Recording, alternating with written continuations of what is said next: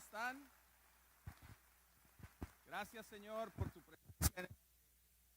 Gracias porque te damos gloria, honra y alabanza, Señor, porque tú has sido bueno con nosotros esta semana, Señor. Gracias por tu presencia, Señor. Abrimos nuestra mente, nuestro corazón, Señor, para que seas tú quien nos hables. Gracias, Señor, en el nombre de Jesús.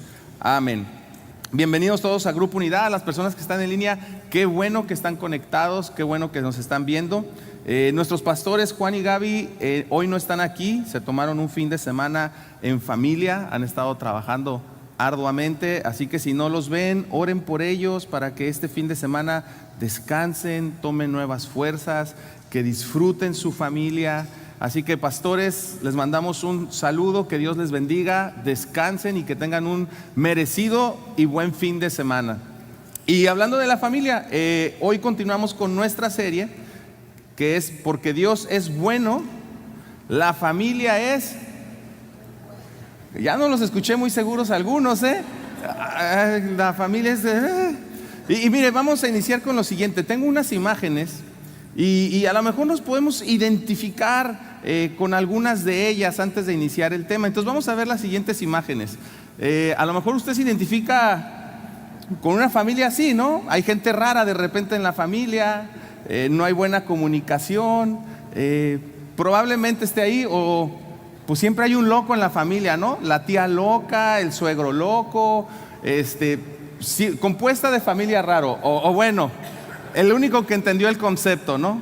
Primero la familia, torero. Pero pues digo, lástima que no tiene a Jesús en su familia, pero ese hombre da todo por la familia, o sea, 20 películas van y sigue vivo y rescata al hermano, al tío, al sobrino. ¿Por qué? Porque la familia es primero. Pero esas son las familias que la sociedad nos ha mostrado.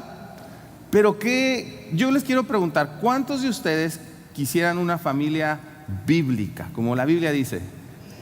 A ver, levanten sus manos y los de cámara graben, porque esto quiero que quede.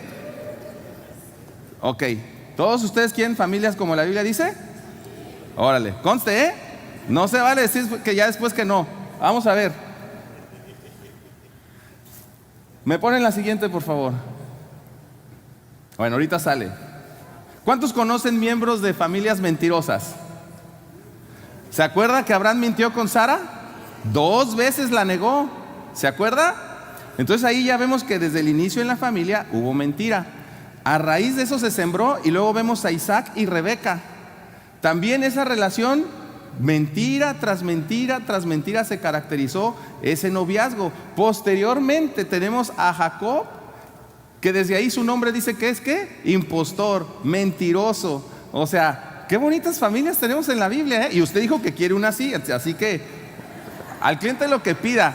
Posteriormente, 10 de los hijos de Jacob, o sea, los bisnietos de Isaac, mintieron acerca de la muerte de Josué. De José, fingieron un funeral. Qué bonita familia. Cuando hay herencias como que así de repente empieza a pasar, ¿verdad? Se desconocen, empieza a correr sangre. Ahora, ¿cuántos conocemos favoritismo en las familias o familias donde hay favoritismo? Esos son los que me gustan, esos son los que sí son como yo. Abraham prefería a Ismael, a Isaac, Isaac prefería a Esaú, Jacob prefería a Josué y después a Benjamín. O sea, bíblicamente hubo favoritismos, hubo hermanos que viven en conflicto. ¿Conoce usted familias donde hay hermanos en conflicto? Isaac e Ismael, los hijos de Abraham, separados. Abraham, el padre de la fe. Dios bendito. Jacob huyó de su hermano Esaú. José separado de sus 10 hermanos. Qué bonitas familias, ¿verdad? Chulada de familia. Ahora, problemas matrimoniales. Abraham tuvo un hijo con Agar. Isaac tuvo una mala relación con Rebeca. Jacob tuvo 2 esposas y 2 concubinas, o sea, 4 suegras. Dios bendito, aplaca tu ira. No, 1, 4. Y si nos vamos desde el inicio, pues Adán y Eva, ¿no? Desde ahí empezó todo. La mujer que me diste. Entonces, ¿Por qué la familia es buena si en realidad vemos que la familia no es fácil, es difícil? Y mire, yo en unas semanas cumplo 45 años, voy a cumplir 12 años de casado, tengo un hijo de 9 años. Y según los psicólogos, las escuelas dicen que ahora la preadolescencia inicia entre los 9 y 11 años. Por lo cual yo como padre siento que mis retos más grandes apenas empiezan. Por lo cual yo no me puedo calificar o parar aquí tratando de decirles a ustedes cómo es ser un padre. ¿Sí? Estoy aprendiendo y yo puedo incluso aprender de muchos de ustedes, de las cosas buenas que les salieron, pero también de las cosas malas. Así que hoy yo no me puedo parar aquí considerándome un experto porque no lo voy a hacer. Pero lo que sí voy a hacer es compartir principios espirituales que la Biblia nos enseña, pilares que son una columna vertebral para las familias. ¿Por qué? Porque en esta vida hay dos formas de aprender. Eso me lo enseñaron a mí desde muy chico: o por obediencia o por experiencia. Y la mayoría aprendemos por experiencia. Es difícil obedecer. Y la experiencia, pues si le atinamos, qué bien, fue una buena experiencia. Pero si fue mala, pues por lo menos aprendemos que eso no se vuelve a hacer. Y nadie nos enseña a ser padres. Dígame dónde hay una universidad. Nos enseñan a hacer de todo, pero no nos enseñan a ser padres. Y si bien nos fue y tuvimos la bendición de tener a los dos padres, pues esa es la escuela, ese es el ejemplo que tenemos para ser padres. Ahora, recordemos que cuando dos personas se unen, cada una viene de un contexto cultural diferente, costumbres socioeconómicos, de alimentación, de vestir, de hablar, de comer, de poner las cosas en casa, de a qué hora se limpia, no se limpia. Y cuando se juntan esas dos culturas, pues viene un choque y viene una explosión, y ahora empieza una nueva cultura. Por eso la Biblia dice que el hombre dejará a su padre y a su madre y se unirá y serán una carne, e inicia una nueva cultura. Y estamos tristemente viviendo en tiempos tan difíciles donde se habla de intolerancia, donde hay un colapso moral, donde las nuevas generaciones están viviendo unas tentaciones que ni tú ni yo vivimos. Y no porque los tiempos de nosotros fueron mejores, no, es simplemente por el acceso que hay a esto. O sea, aquí tienen toda la información, tienen acceso a cosas que nosotros no tuvimos a su edad. Y lo dice la Biblia, Mateo 10:21, y los hijos se levantarán contra los padres y los harán morir. Y entre paréntesis, esto muchas veces lo hacemos cuando hay una situación, un conflicto en un matrimonio, o si hay una separación. Muchas veces usamos como cambio de moneda a los hijos y los ponemos en contra de los padres. ¿Se da cuenta cómo lo que dice la Biblia es cierto? ¿Por qué? Porque nosotros como padres empezamos a hablar o a chantajear a los hijos en contra del papá o de la mamá. Ahora, dicho todo esto, quiero ser muy respetuoso. La iglesia es un hospital.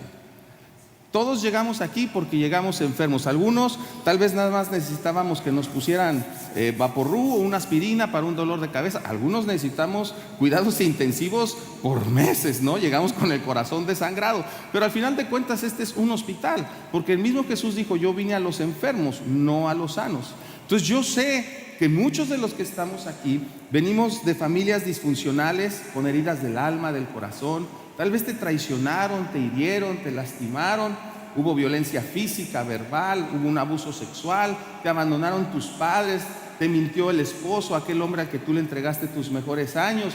Y la intención de este mensaje no es en lo absoluto traer condenación.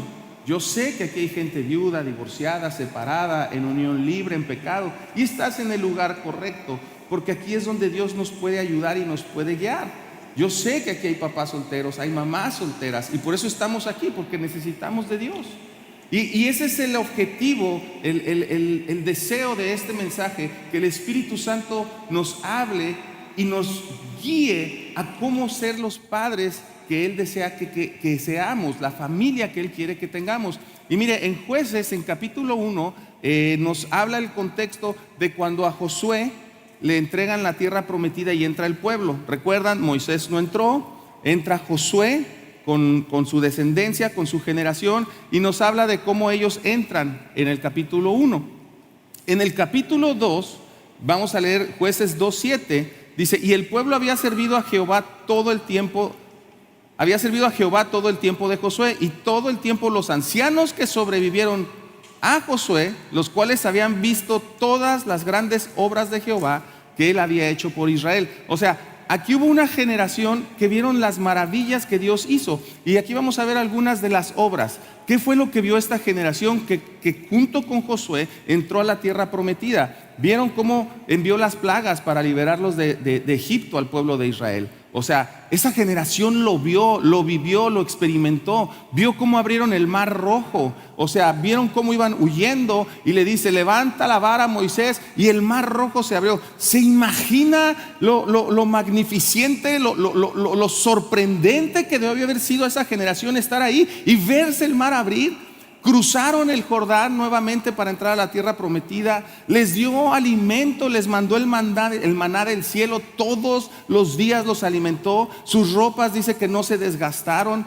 Hubo agua de la piedra, les dio de beber. Los guió con la nube de día, con la nube de noche. Todo eso lo vio ese pueblo, lo vio esa generación. Entonces, ¿cómo es posible que un capítulo después, Jueces 2:8, dice: entonces Josué, hijo de Nun y siervo del Señor, murió a los 110 años de edad? Después de que murieron todos los de esa generación, creció otra que no conocía al Señor, ni recordaba las cosas poderosas que Él había hecho por Israel. O sea, de un capítulo a otro se perdió todo.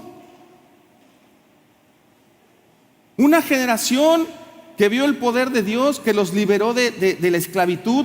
O sea, en nuestro contexto es: a nosotros Dios nos liberó del pecado, nos liberó de la esclavitud que había, de la enfermedad, de la pobreza.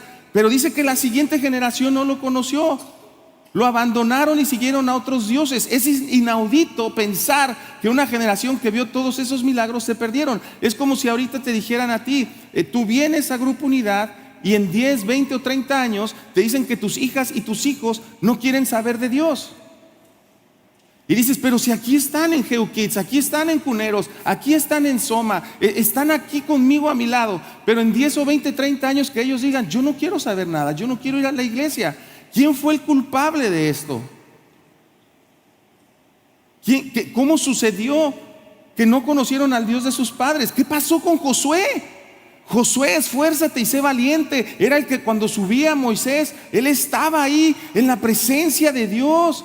Y Josué es una referencia para todos nosotros. Pero ¿y sus hijos? ¿Y su generación?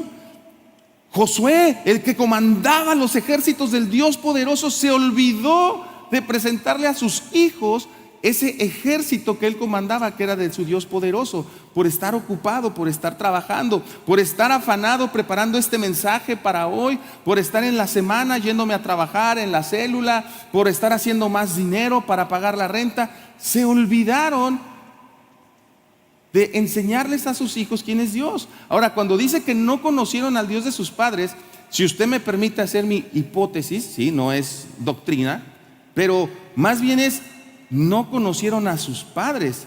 Porque uno como padre, los hijos: esto no le va a gustar a mi papá, esto sí le gusta a mi papá, esto como a mi papá. ¿Por qué? Porque de lo que habla la boca habla de lo que hay en el corazón. Entonces, no conocieron sus hijos a sus padres. Por eso estaba tan ocupado él que se olvidaron de sus milagros, no les recordaron a sus hijos. Ahora, lo que impacta a un hijo o a la familia es cómo vive, no lo que dice, es lo que hace. La manera en que vivimos nuestra fe está ejerciendo un poder para ser un eslabón de vida o para muerte con nuestros hijos. Nuestra actitud y compromiso como padres con Dios desde ahorita está abonando para su futuro y su fe. Pero si ellos ven que nosotros nos quejamos de la iglesia, del liderazgo, de las cosas, entonces: papá, tú me llevas a la iglesia, pero aquí en casa haces otra cosa. Entonces no me importa que me lleves a la iglesia. La generación que no conoció a Dios no quiere decir que no sabían lo que Dios hizo en Egipto, lo que abrió, los milagros y los portentos que hizo, sino que ya no les apasionaba, les daba igual, se acostumbraron. Ya no le hallaban el valor, ya no lo apreciaban, olvidaban de dónde los había sacado Dios. Entonces, ¿cómo vamos a hacer frente a esta pregunta? Que me inquieta. ¿Por qué? Porque yo tengo un hijo de 9 años y como yo no sé si estoy siendo el padre ejemplar que Dios quiere, ¿cuántos niños de los que están hoy en Geo Kids y en Cunero, cuando sean adultos, se apartarán y se perderán en las garras del enemigo y se olvidarán de Dios? ¿Por qué? Porque no es nosotros como padres los descuidamos y descuidamos la atmósfera espiritual del hogar, de bendecirlos. Y yo sé que presentamos los niños y es correcto, pero no termina ahí, eso es solamente el inicio. La tarea que Dios nos ha dado es de apasionarlos por Dios, de recordarles, de platicarles cómo era nuestra vida antes, de dónde Dios nos sacó, los milagros que Él ha hecho, recordarles de esas intervenciones históricas que han hecho un antes y un después en nuestras familias. Sí, mira, hijo, antes nosotros podíamos haber estado separados, podíamos haber estado así, Dios nos rescató de la pobreza, mira, Dios nos proveyó este día con pan, Dios nos abrió las puertas con trabajo, pero es que ellos piensan que todo es normal. Hoy te dicen, papá, ¿me compras algo? No traigo dinero. Ahí traes la tarjeta, métela. Sí, pero esa tarjeta hay que echarle dinero. Se acostumbran a ver, no valoran. Ven sencillo ahorita meterte a hacer una compra digital y darle proceed o proceder, pues, y que de repente te llega el paquete a tu casa. ¿Por qué? Porque ya está la tarjeta en la nube, ya tienes tu cuenta y nada más lo pides. No valoran todo lo que hay que hacer para llegar ahí. Entonces la pregunta es, ¿fue la primera generación la que no alcanzó su fe o fue la siguiente generación la que la endureció su corazón? ¿Quién tuvo la culpa? Yo en lo particular, mi opinión, yo pienso que fueron los dos. ¿Por qué? Porque las generaciones que no conocen a Dios reemplazan el compromiso por la complacencia y terminan cediendo todo. Cuando le dejan una herencia a alguien, ¿cuántos hijos sabemos que no saben administrarlo y dicen, oye, pero le dejó esto, lo perdió? ¿Por qué? Porque ya no le tuvo el valor, se lo malgastó, como el hijo pródigo. Ahí está un ejemplo, que le dieron su herencia y lo perdió todo. ¿Por qué? Porque las generaciones que no conocen a Dios muestran ingratitud. Esta generación se olvidó de todo lo que Dios había hecho para liberarlos de Egipto. 40 años. Y esa generación no lo valoró. Y las generaciones que no conocen a Dios heredan una liturgia y una religión. Pues mi papá me llevaba de chico a la iglesia. Digo, tenían problemas, estaban mal las cosas. Y pues aquí venía y pues hoy me acordé porque otra vez tengo un problema y vengo. Y bendito Dios porque ahí quedó una semilla por eso. Pero se hereda una religión. El privilegio lo exhibimos como un deber y nos sentimos merecedores de las cosas. Y eso es lo que está sucediendo con nuestros hijos. Debemos de enseñarles a ser agradecidos por lo que nos da y a no exigir. Debe de haber un espíritu humilde y no de soberbia.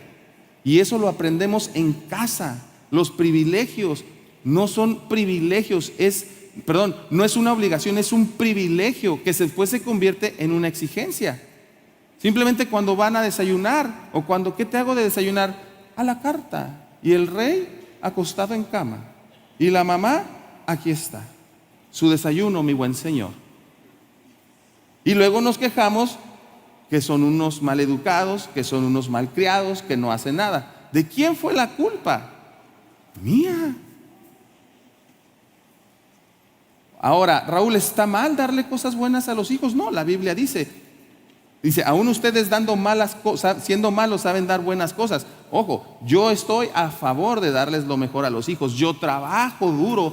Ojalá mi hijo pudiera estar en Yale, en Harvard, en Oxford. Deseo darle una mejor educación, una buena alimentación, pero siempre humildes y agradecidos con Dios. Que sepan quién es el que está proveyendo, quién es el que está trayendo la bendición. Aprender a valorar las cosas que Dios nos ha dado y que no es una obligación. Tenemos que hacer un alto y enseñarles a ser agradecidos por lo que Dios nos da. ¿En qué momento dice la Biblia que yo tengo que matarme y quedarme sin sueldo y andar pidiendo prestado para pagarle la escuela más cara a mi hijo? Dígame en la Biblia dónde dice eso. Los hijos no nos lo piden, nosotros, la mejor escuela. No importa que no me alcance, no importa que deba la renta, es más, no le importa que le quite los diezmos, pero la bendición primero.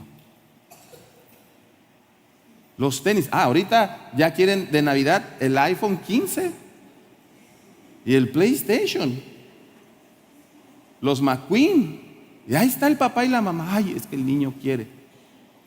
Y luego son unos malagradecidos. Familias cristianas, líderes cristianos, usted sale a comer con ellos, se sientan a comer y no dan gracias por la comida, y si lo hacen bromeando.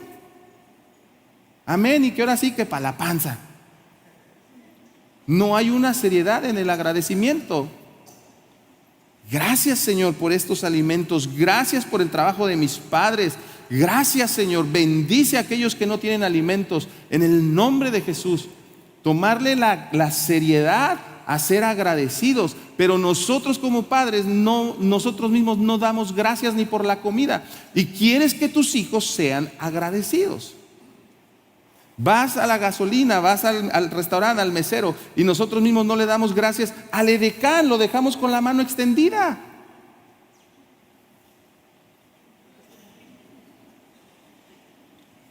Se lo digo porque yo estuve ahí muchos años y mucha gente me dejó así. Nehemías 7:3, y les dije: no se abran las puertas de Jerusalén hasta que caliente el sol, y aunque haya gente ahí, cerrad las puertas y atrancarlas. Y señalé guardas de los moradores de Jerusalén, cada cual en su turno y cada uno delante de su casa. Cada uno es responsable de cuidar a los suyos. El pastor Juan, el equipo que está aquí, pueden dar un buen mensaje, pueden orar, bendecir a tu familia, pero el responsable de tu familia, de tu casa, de tus hijos, eres tú. No es Colegio Unidad. Ya lo mandé a una escuela cristiana. Qué bueno, síguelos enviando. Pero no es responsabilidad de Colegio Unidad. Es tu responsabilidad, es mi responsabilidad. Vivimos hoy en la misma casa, pero no nos conocemos, vivimos desconectados. Y mire, todo lo que le digo es porque pues hemos estado siendo parte de este equipo, sirviendo, nos han dado la oportunidad los pastores. Y cuando estuvimos mi esposa y yo de pastores de jóvenes, se acercaban muchos chicos con nosotros a platicarnos, a pedir consejo o simplemente a desahogarse. Y papás, y te dicen: es que ¿sabes qué? Mi papá está engañando a mi mamá, pero no saben. Mi mamá no sabe. O mi mamá hace esto y mi papá no sabe. O el hijo te dice: ¿sabes qué? Yo estoy viendo pornografía, tengo problemas de identidad, de qué soy, pero mis papás no saben. Estamos desconectados en la casa, cada quien en su recámara. Cuando un matrimonio se divorcia, dicen: ¿en qué momento pasó? Pero ahora todo es bonito. Nos divorciamos en el nombre del amor. Vamos a subir la historia, caminando todos en familia. Nos divorciamos porque esto es lo mejor, pero seguiremos juntos para nuestros hijos. Somos un ejemplo. Digo, qué bueno que termina bien la relación por los hijos, eso es bueno. Pero ¿en qué momento pasa eso? ¿En qué momento no sabemos lo que está haciendo mi hijo? Está en su cuarto haciendo la tarea, horas y horas con el wifi abierto, con la carretera de información, accesando a lo que, es más, ni tú y yo en tu vida sexual hemos visto tantas cosas o sabemos cosas como ellos saben ahora. Y tú me vas a decir: no, pero tienen un filtro, Raúl, en la computadora. Sí, pero también está con sus amigos, y te aseguro que en sus teléfonos, en sus computadoras ya han recibido videos y fotos. Raúl, fuimos pastores de jóvenes. Está Horacio, bueno, Horacio no le tocó eso, él era de fax. Pero bueno, preguntémosle a Josué y a Saraí, que están con sus jóvenes ahorita, y van a ver si no les cuentan unas de terror que dices: no, eso no pasa, no, en mi familia no pasa. Claro que sí pasa.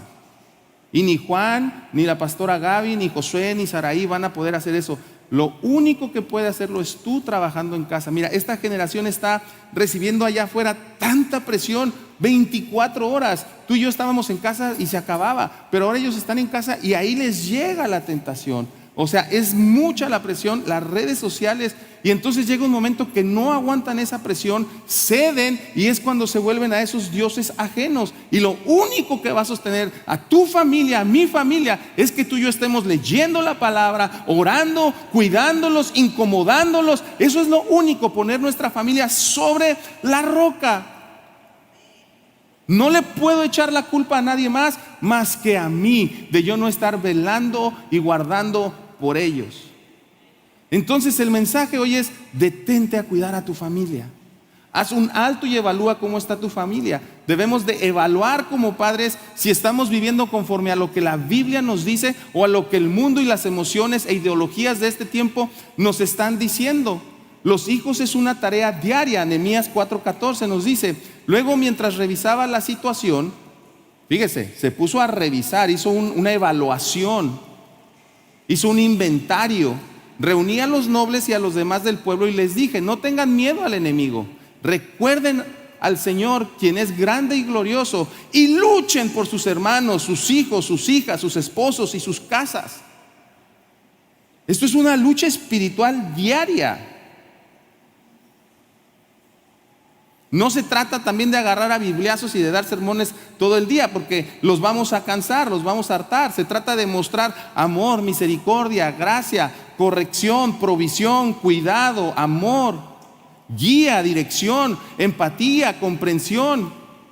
Y tenemos que ser conscientes que la iglesia no va a salvar a nuestros hijos, que los colegios y las universidades no lo van a hacer. Estar consciente que es mi trabajo y nadie más lo va a hacer más que mi esposa y yo. Si me ayudas, Midi, por favor, ya estoy terminando. Cantares 1:6. Me pusieron a guardar las viñas y mi viña, que era mía, no guardé. O sea, aquí ellos están admitiendo una omisión. O sea, ellos sabían que tenían que guardar su viña, sabían que tenían que protegerla, pero dice: era mía y no lo hice. Sabemos qué tenemos que hacer, no es una opción. Ahora, pues no es fácil, no siempre dan ganas. El cuerpo se cansa, hay problemas, hay desánimo, hay enfermedad, hay problemas económicos, pero es nuestra responsabilidad. Tenemos que encaminar los corazones de nuestros hijos hacia Jesús. Esa es la evidencia de que mi familia se está formando conforme al corazón de Dios. Primera de Samuel 7:1. Entonces los hombres de Kiriat Jearim fueron por el arca del Señor y la llevaron a la casa de Abinadab. Diga conmigo: Abinadab. Ok, es clave este personaje, ok, que estaba en las laredas, y comisionaron a su hijo Eleazar para que se encargara de ella. El arca permaneció en Kiriat Jearim mucho tiempo, 20 años en total. Durante ese tiempo todos los israelitas se lamentaron porque parecía que el Señor los había abandonado. O sea, aquí lo que está pasando es que los filisteos habían capturado el arca del pacto y la maldijeron los filisteos por tratarla con irreverencia, y entonces se la llevan a la casa de Abinadab. ¿Ok? El arca la mueven y la llevan en su casa. Abinadab tenía 2 hijos, uno se llamaba Usa y otro Agío. No Ajijo, Agío. ¿Ok? Segunda de Samuel 6:1-7. De nuevo David reunió 30,000 de los mejores soldados de Israel y partió con todos ellos a Balá de Judá, para llevar allá el cofre de Dios, sobre el cual se invoca el nombre del Señor Todopoderoso, quien está sentado en su trono sobre querubines. 3. Los hombres de David sacaron el cofre de la casa de Abinadab. ¿En dónde estaba el cofre primero? En su casa. Pasó un tiempo, 20 años, y ahora lo llevan a otro lugar que está situada en una colina, en una carretera nueva guiada por Usa, en una carreta nueva. Fíjese, ¿en qué la estaban moviendo? En una carreta guiada por Usa y Agío, hijos de Abinadab. Continúa en el 4. Pusieron el cofre sagrado y Agío iba delante del cofre. Mientras tanto, David y todo el pueblo de Israel danzaban ante el Señor al compás de instrumentos musicales. Cantaban al son de liras, arpas, tambores, panderetas, símbolos. Cuando llegaron al lugar donde se trilla el trigo, propiedad de Nacón, los bueyes tropezaron, haciendo caer el cofre de Dios. Pero Usa alcanzó a sostenerlo antes de que se cayera. Sin embargo, la ira del Señor se volvió contra Usa y lo mató por atrevido. Usa murió ahí mismo junto al cofre. Qué raro, ¿no? Estaba sirviendo, que quería que no tocara el piso porque era algo sagrado. ¿Por qué? Y Dios lo mató ahí mismo. Entonces, entendamos el contexto de esto. Abinadab y sus hijos eran una familia sacerdotal. Por eso estaba en su casa. Quiere decir que ellos conocían la palabra de Dios. Y quiere decir que sabían lo que Dios había prometido en Deuteronomio, en que iba a llegar un día en que Dios iba a escoger una ciudad para trasladar el arca, y iba a ser ese santuario donde naciones y varias gente de toda la tierra iba a venir a Jerusalén a adorarle. Por lo tanto, esto quiere decir que Abinadab y su familia sabían que no la tendrían permanentemente, iba a ser algo temporal. Ahora David envía una carreta, dice que envió una carreta, pero ellos, como la familia sacerdotal que conocían la palabra, conocían Deuteronomio, ellos sabían que no era la manera en que se tenía que transportar. Tenían que llevar unos barrotes y cargarlas sobre el hombro, sobre sus espaldas. Ellos lo sabían. Pero ¿qué pasó?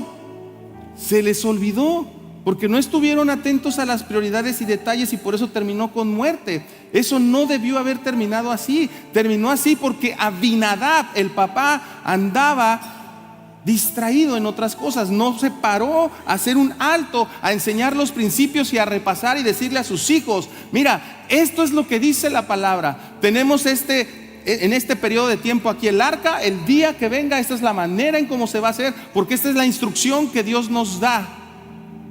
No hizo Abinadab, no se detuvo, y eso causó la muerte de su hijo, la tristeza de David, porque se acostumbraron a tener el arca. Iban muy aprisa en el ministerio, en los negocios, en la iglesia, en estar allá afuera.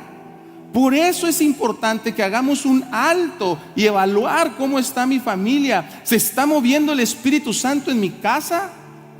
¿En lo que vemos en la televisión, en lo que escuchamos?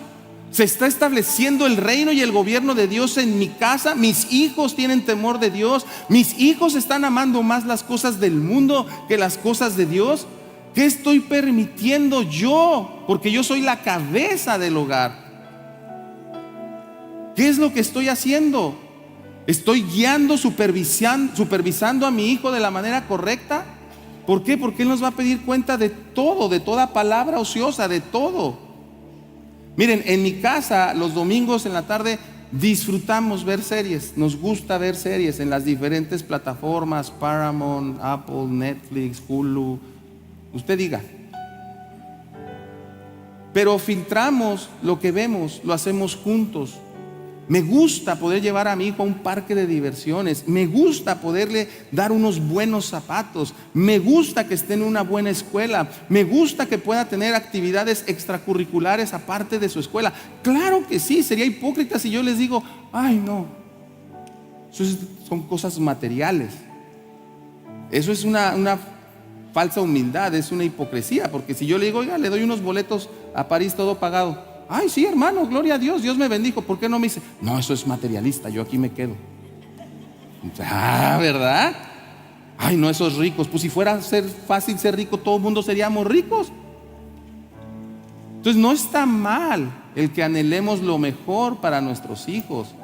Poderlos llevar a Disney World en Orlando los 7 días, ir a Disneylandia en París, está bien. Lo malo es cuando nuestro corazón se enfoca tanto en eso que olvidamos enseñarles lo más importante. No está peleada la prosperidad con que Cristo sea el que gobierne en nuestra casa. De hecho, Él dice: amado, yo deseo que prosperes en todo lo que haces.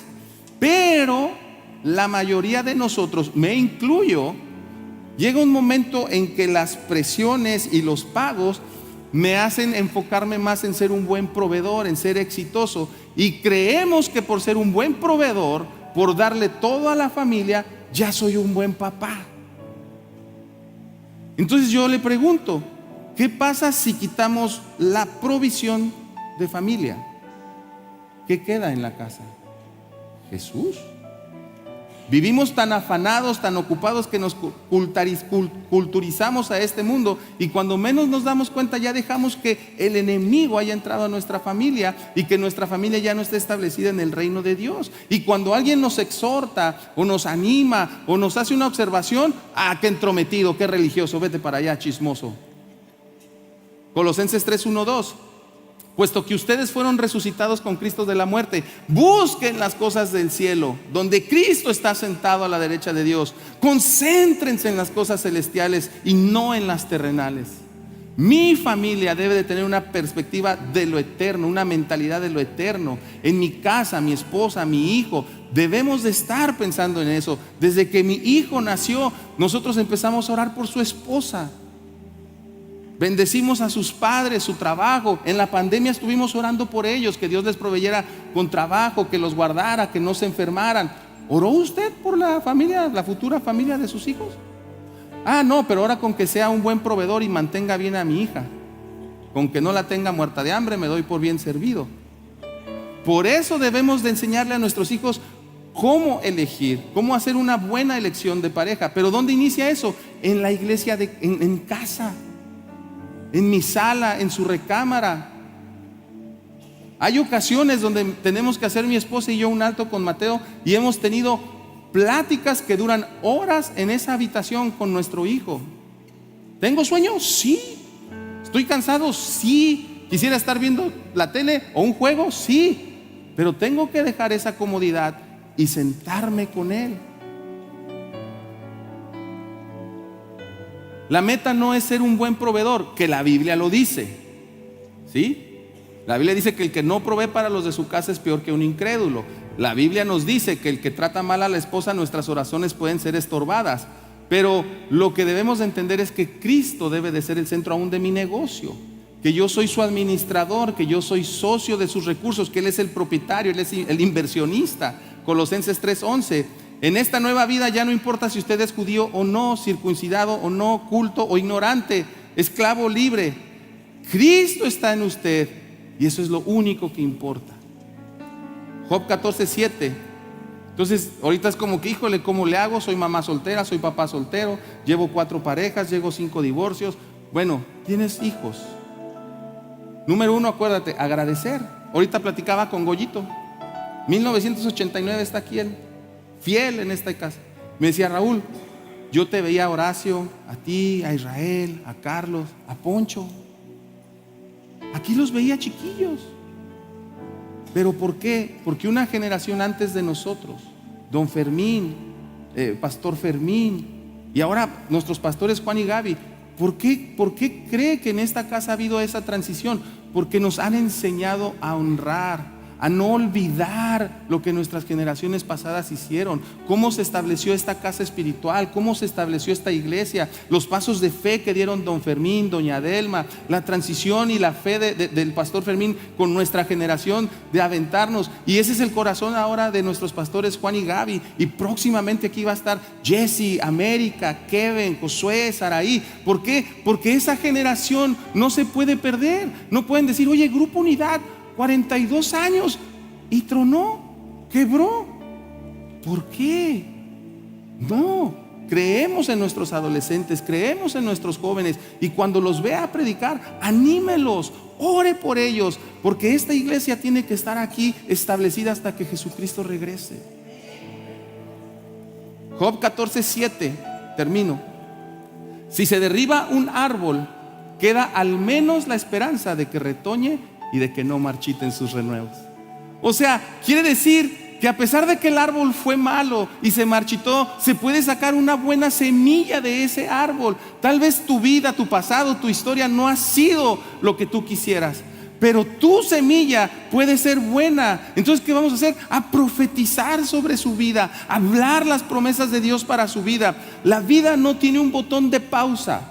La vida no le podemos hacer rewind o regresar. Ya no podemos regresar a esos cumpleaños cuando tenían 1 año, 2 años, y dices: wow, mi hijo. Y ahora te dicen: no manches, papá. No es demasiado tarde, no importa tu edad, no importa si eres abuelo, si eres bisabuelo, tus hijos, tus nietos te necesitan tu oración, tu guía, tu abrazo, tu dirección. Ya esta generación y sus cosas nuevas. Nosotros mismos nos hacemos a un lado. Todos hemos cometido errores, no hay padres perfectos. Y si tú crees que eres perfecto, ese es tu error, creerte que eres perfecto. Entonces, Raúl, ¿qué tenemos que hacer? Llegar a viejos y decir: yo hice mi función, yo cumplí, yo estuve cuidando mi viña, yo estuve defendiendo a mi familia, yo estuve defendiendo y luchando a mi esposa, a mis hijos, a mis nietos, a mi nuera, a mi yerno. Deuteronomio 6:6 al 9. Y estas palabras que yo te mando hoy estarán sobre tu corazón, y repetirás a tus hijos. O sea, no es, ya se lo dijeron en la escuela dominical. Aquí no dice, los llevarás a la escuela dominical y le van a enseñar y le van a dejar tarea. No, tu papá se las repetirás y estarán en tu corazón, y hablarás ellas estando en tu casa, andando por el camino, al acostarte, cuando te levantes. No, pero vas en el carro y le das el teléfono. Estás en el restaurante, le damos el iPad. Y yo sé que hay tiempos, yo lo hago, no digo que esté mal. Pero ¿en qué momento nos hacemos insensibles? Cuando vas hacia su escuela, le vas hablando, le vas diciendo quién eres, les estás diciendo: eres cabeza y no cola, vas arriba y no abajo, tú vas a dar, vas a regalar, el Señor te abre los oídos para dar ánimo a los débiles, tú eres una persona generosa, tú vas a dar, esfuérzate y sé valiente. Eso es lo que tenemos que hacer cuando vamos en el carro. Pero ahí vamos con las pestañas, con los ojos, con la cuchara. Y continúa diciendo: y las atarás como una señal en tu mano, y estarán como frontales entre tus ojos, y las escribirás en el poste. Esta tarea es 24/7. 24/7. Te paras al baño, Señor, pasas a su recámara, bendícelo en el nombre de Jesús. Guardo esta habitación, tu presencia, tus ángeles, un muro de fuego lo rodea. Y tú dices que en sueños y en visiones les hablarás. Y, Señor, empiezas a profetizar. Te vas a desvelar, te puede ir el sueño algunos minutos, sí, pero estás guardando tu viña, estás cuidando tu hogar. Señor Jesús, yo te doy gracias por tu palabra, mi Dios. Señor, gracias, Señor, porque tu Espíritu Santo nos enseña y nos lleva a hacer un alto. Matrimonios que tal vez hoy están aquí rotos, en desaliento, que aún tú llegaste hoy pensando en firmar los papeles del divorcio. Haz un alto. Haz un alto. Que Dios te hable. Deja que Dios tome el control. Matrimonios que dicen tal vez: Raúl, vivimos juntos, pero ya no somos felices, ya no hay gozo. Señor, trae el gozo de tu palabra, renuévalos, mi Dios. Espíritu Santo, visita nuestras familias, visita nuestras casas, nuestros hogares, Señor. Tú vuelves el corazón de los hijos a los padres y de los padres a los hijos, Señor. Que Dios nos dé la capacidad para llevar a nuestros hijos a una pasión, a un amor y a un temor, un temblor por Dios. Amarle, a servirle. Que nos dé el entendimiento, la paciencia de mostrarles el reino de Dios.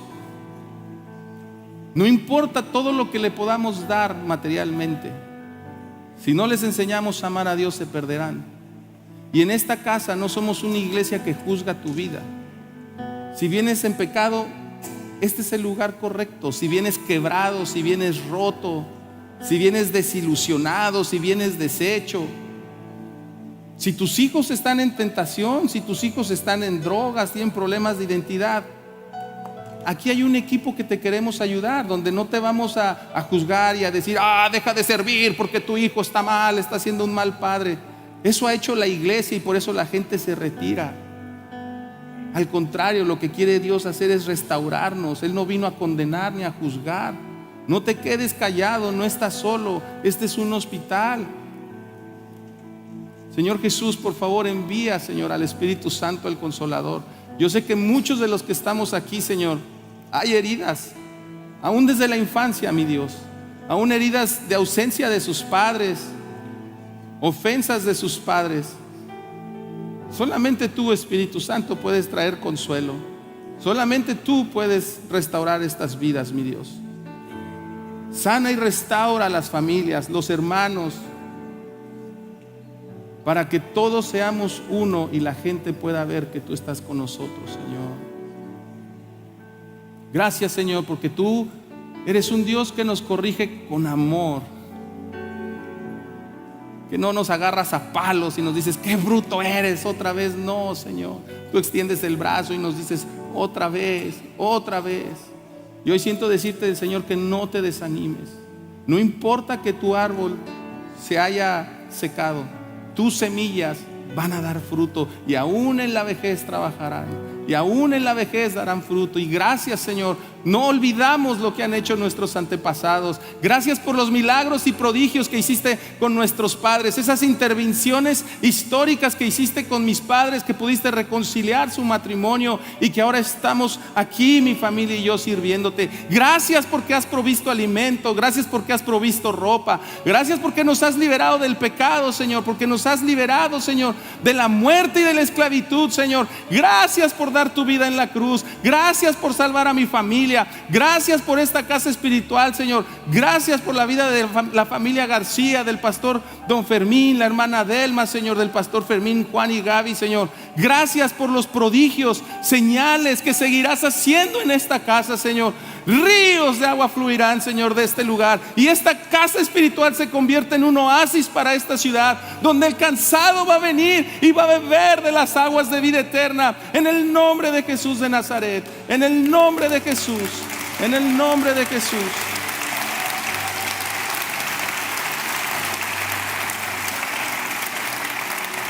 Creo que nos visita una persona, y si nada más tú viniste, mira, todo esto se hizo para ti. Hoy Dios quería ese encuentro contigo, y te voy a pedir que hagas esa oración conmigo por primera vez y que lleves a Jesús en tu corazón. Y les voy a pedir si para acompañarlo me acompañan a hacer esta oración. Repiten después de mí: Señor Jesús, te pido perdón por todos mis pecados. Yo creo que tú moriste por mí en la cruz y resucitaste al tercer día, y ahora estás sentado a la diestra del Padre. Toma el control de mi vida, en el nombre de Jesús. Amén. Si usted hizo esta oración también en línea, puede poner ahí acepto y le van a mandar información. Tú que hiciste esta oración por primera vez, o a lo mejor habías venido y no la habías hecho, aquí a mi derecha hay un salón, te están esperando unos amigos, te queremos dar un material, te queremos obsequiar un cafecito para que sepas qué es lo que tú acabas de hacer y cómo seguir caminando con Dios, cómo aprender de Dios. Tenemos muchos recursos. Si tienes problemas con tu familia, tenemos la Asociación Fronteriza, Escuelas para Padres, tenemos Sanando el Alma, tenemos grupos de jóvenes, los viernes tenemos grupos de matrimonios, tenemos todo para que tú puedas seguir conociendo a Dios y camines con Él. Señor Jesús, yo te doy muchas gracias, mi Dios, porque tú estás con nosotros. Gracias, mi Dios, por tu amor. Gracias por tu gracia y tu misericordia. Mi Dios, yo te pido que lleves a cada uno de los que están aquí con bien esta semana, Señor. Guárdales, cúbreles, protégeles, Señor. Que tus ángeles acampen alrededor de ellos, Señor. Que todo lo que pisen, todo lo que toquen, mi Dios, tú les hagas prosperar, Señor. Llévales con paz, con gozo, Señor. Bendice a sus familias en el nombre de Jesús de Nazaret. Amén, amén. Quedamos despedidos, que Dios les bendiga. Salude a alguien antes de irse.